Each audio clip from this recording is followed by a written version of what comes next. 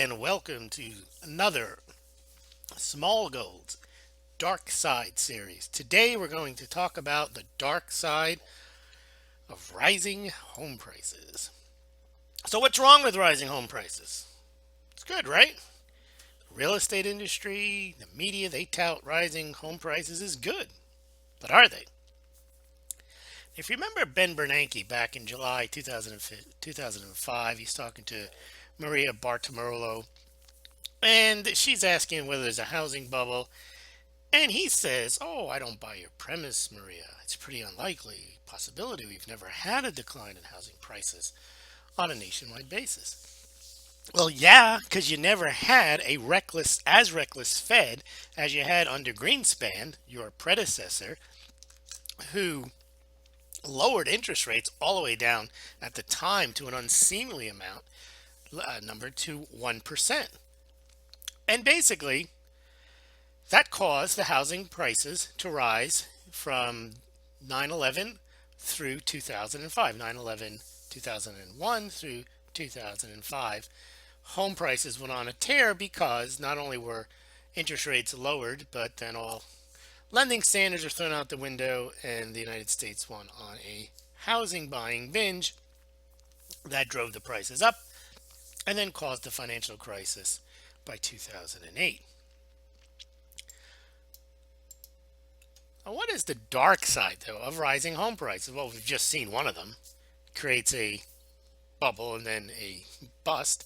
But that didn't seem to trouble the Fed in 2009 when they kicked off QE again. They've proven that at least you can reheat an economic souffle. They just went through a housing bubble that burst, and they decided the best thing to do is to reflate it. And they have. It is now the end of 2016 and home prices in many areas are higher than they were at the peak of the bubble in 2005, 2006. Excuse me. Now, what's wrong with these rising home prices? Well, first of all, they are artificial. They are purely driven not by rising wages and improving economy, but more because of lower interest rates, which are driven down artificially by the Federal Reserve. If you're interested in the dark side of artificially low interest rates, see Smaulgld's dark side of artificially low interest rates as well. As we mentioned, this current surge that we've seen in home prices over the last few years, it's not because people have more money, people can buy homes, they're doing well. It's just because interest rates are low. And there's a demand for homes for people who have excess capital and cash that can't save it in the form of bank accounts and get interest, so they put it into real estate either to park it or to get themselves some type of return by renting out the units for a percentage return that they couldn't get by leaving the money in the bank. Now, why then hasn't the Fed raised rates? They've only raised rates, and there's a reason for it. They want this housing bubble to continue. The current Fed is made up of neo-Keynesians who believe that the asset prices need to be boosted, that intervention by the federal government is good, even though the U.S. fiscal policy hasn't been that accommodative. The Keynesians on the Federal Reserve believe, well, if the fiscal policy isn't accommodative, then we might as well be, and we'll do that through QE, we'll do that through low and zero interest rates. And back in 2013, when interest rates were still zero, they asked Bernanke in his testimony to Congress, how come you never raise rates? And he said, because the economy is weak, inflation rates are low, and if we were to tighten policy, the economy would tank. Now, you would think, after all the cheerleading that they've done over the past few years, how wonderful the economy is, they would have managed to do more than a half a point in interest rate increases, but they haven't. Another dark side of rising home prices, it basically raises the home affordability. Ask a first-time home buyer, part-time worker, a millennial, anyone looking for a home if higher home prices are a good thing.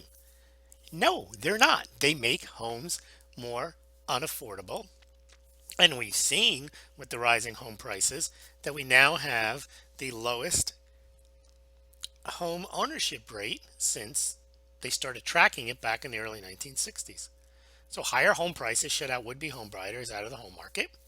They lower the home ownership rate, and they just raise the cost of shelter. So if you can't buy a home, well, you got to rent one. Well, if home prices are going higher, all the other costs are going higher, real estate taxes, you're going to have to pay higher rent. So it's not like you can avoid the higher cost of shelter by not buying a house. If you rent, you're still going to pay more. And from 2012 to 2014, weekly wages grew just 1.3%. Median home prices grew 17.31%. So you can see it's not rising wages that are pushing the home prices higher. Another dark side of rising home prices is they create wealth disparity between homeowners and non-homeowners. Homeowners can get rich merely by occupying homes, while renters don't obtain the same passive benefits. Homeowners also gain access to cheap credit that's not available to renters in the form of low interest rate home equity loans. And of course, they also get a mortgage interest rate deduction, which people who rent don't get to deduct their rent from their income taxes. So you have the haves and the have-nots. If you rent, you're disadvantaged.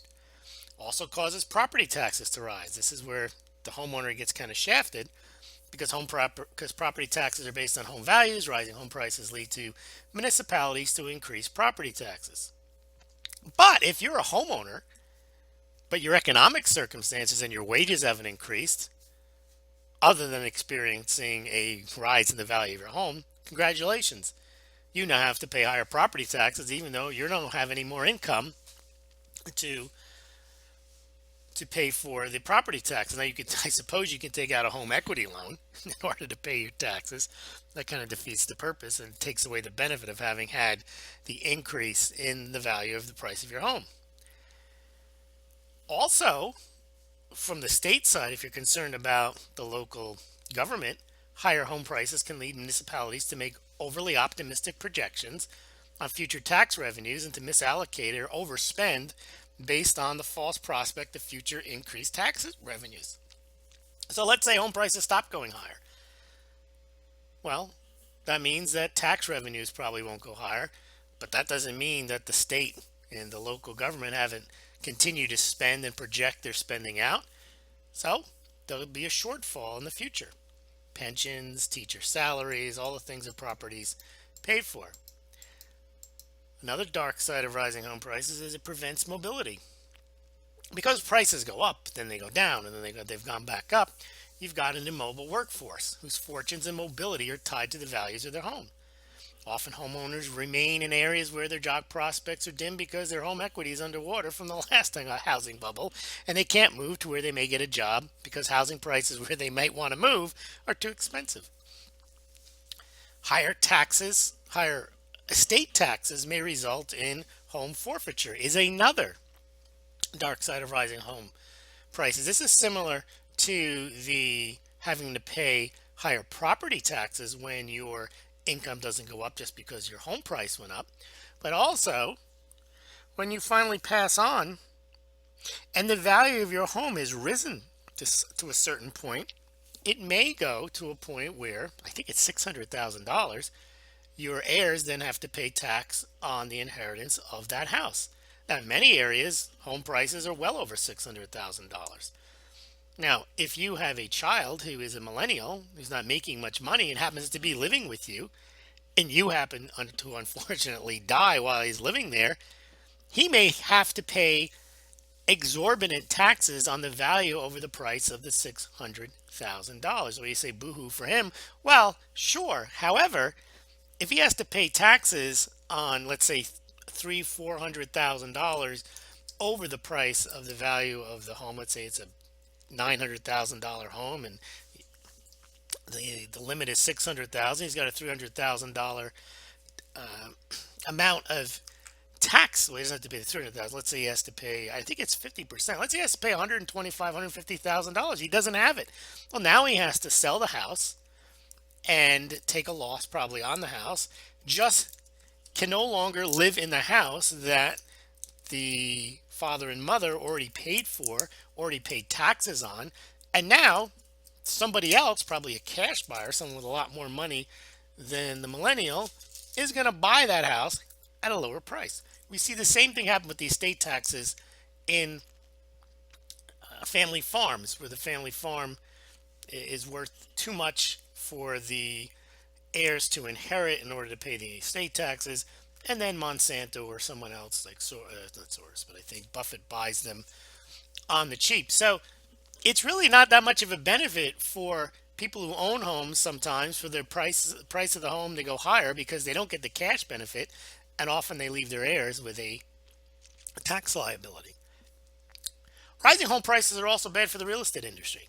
Higher home prices may lead to higher commissions, of course, because it's based on a percentage of the sale price.